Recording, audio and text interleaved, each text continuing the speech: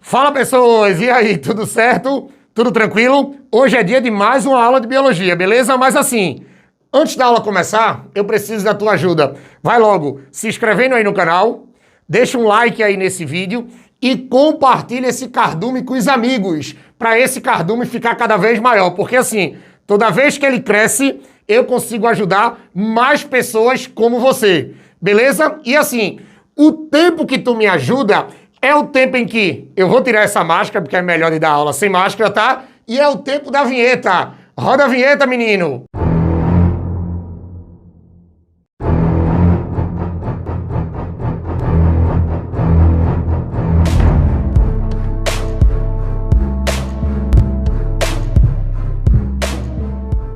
Pronto, pessoas, vamos falar agora de citologia, mas assim, não é qualquer coisa da citologia não, tá? Vamos falar sobre revestimentos da membrana plasmática, porque o que é que acontece? Quando a gente trabalha com membrana plasmática, a gente tem que lembrar que a membrana plasmática ela pode apresentar revestimentos externos. E quando a gente cita esses revestimentos externos, eles podem ser ou o glicocálice ou a danada da parede celular. Aí o que é que acontece?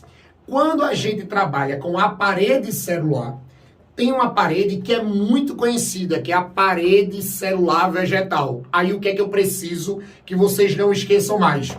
Quando a gente trabalha com a parede celular vegetal, preste atenção, tá? Ela vai apresentar tipos. Então agora eu vou explicar para vocês as diferenças entre os tipos de parede vegetal. Agora cuidado, tá? Lembre que essa parede vegetal ela é também chamada de parede celulósica, porque ela é formada basicamente pelaquele polissacarídeo chamado de celulose. Lembrem que celulose é um açúcar, tá? É um carboidrato, é um glicídio classificado como polissacarídeo. Aí o que é que vai acontecer? Preste atenção.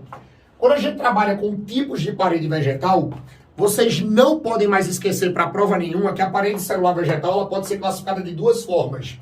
Primeiro eu vou formar a parede primária e depois eu vou ter a parede secundária. Você pode dizer assim, tá, André, mas qual é a diferença de uma para outra? Presta atenção, tá? A parede primária, ela vai ser a parede específica, ó, de células jovens.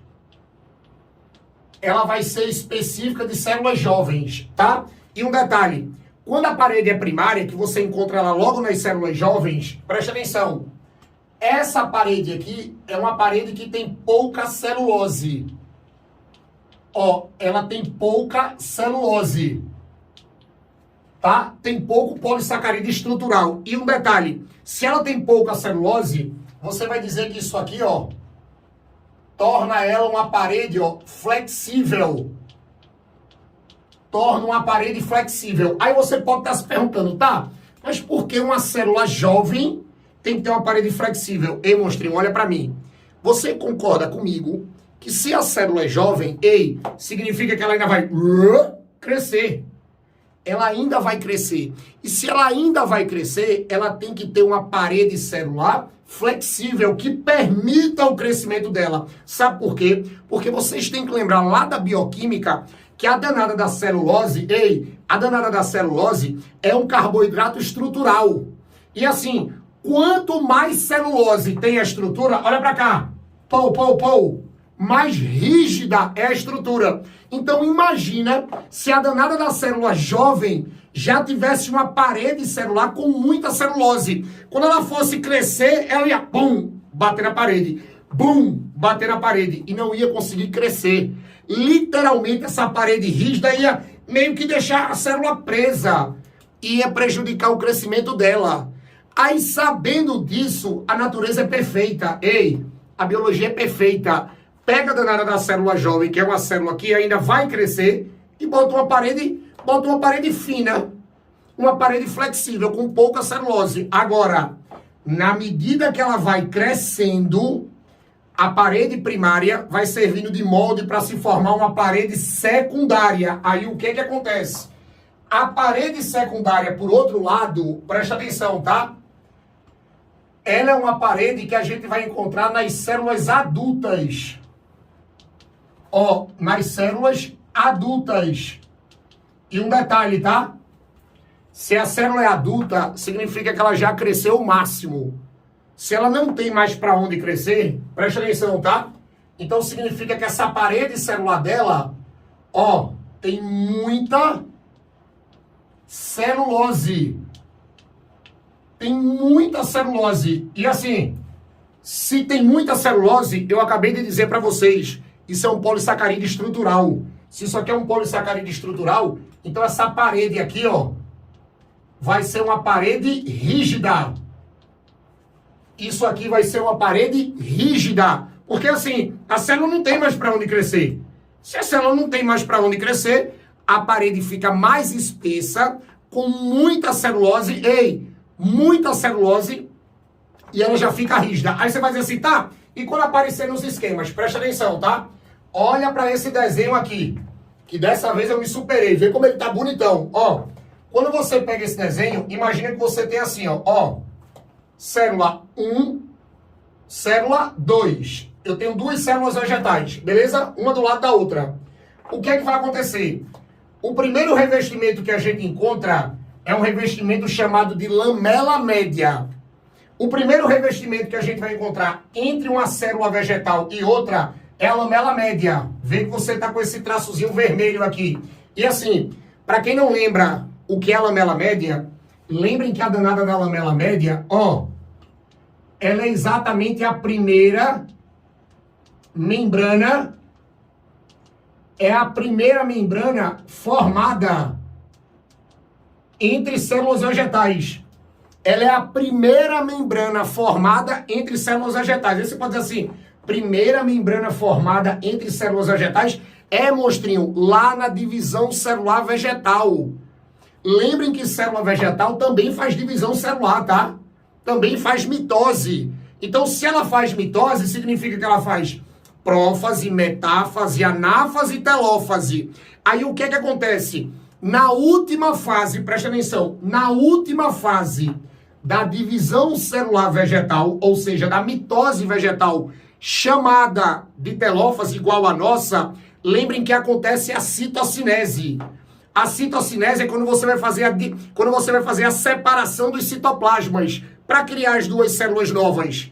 Aí o que é que acontece? A primeira membrana que vai ser formada no final da telófase, ó, a primeira membrana que vai ser formada no final da telófase, que é responsável pela citocinese, ó, que é responsável pela citocinese das células, é a lamela média.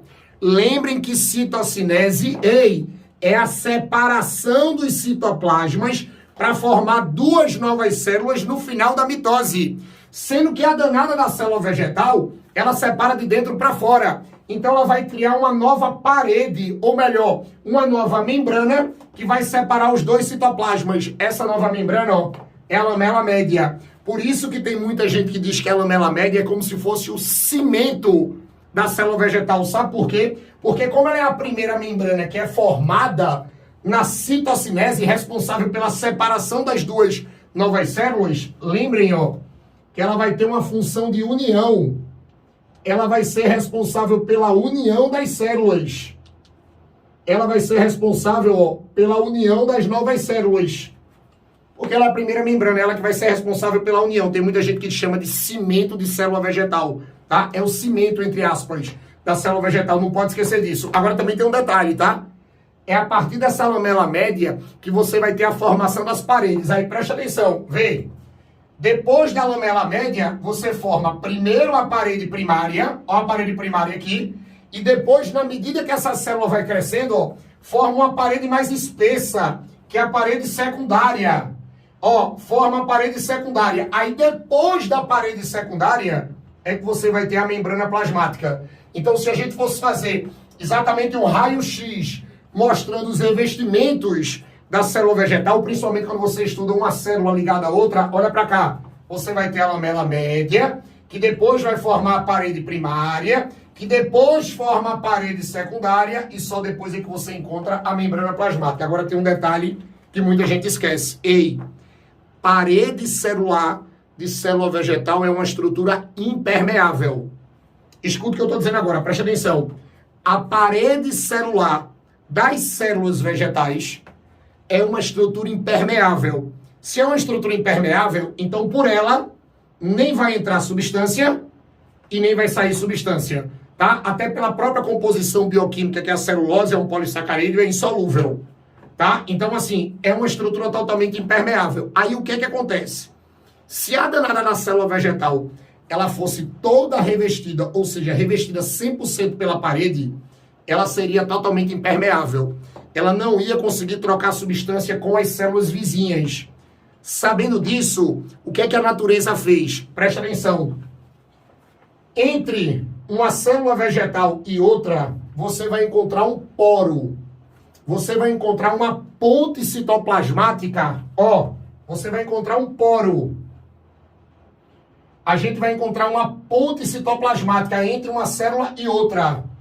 Essa ponte citoplasmática, Andrei, por que ponte citoplasmática? Porque faz a união dos dois citoplasmas de células vizinhas. Essa ponte citoplasmática observada nas células vegetais é chamada de plasmodesmo. Sempre que você pegar esse termo plasmodesmo por aí, tu vai ter que lembrar que o plasmodesmo nada mais é do que uma ponte. Ei, isso aqui é uma ponte citoplasmática. Isso aqui é uma ponte citoplasmática. E tem um detalhe, tá? Essa ponte citoplasmática, ela faz a união dos dois citoplasmas das células vizinhas. Aí, geralmente, a galera pergunta, tá, mas pra que vai formar essa ponte? Ei, lembrem que se a parede fosse totalmente completa, a parede é impermeável, não ia ter troca. Então, isso aqui, ó, é exatamente para acontecer a troca de substâncias.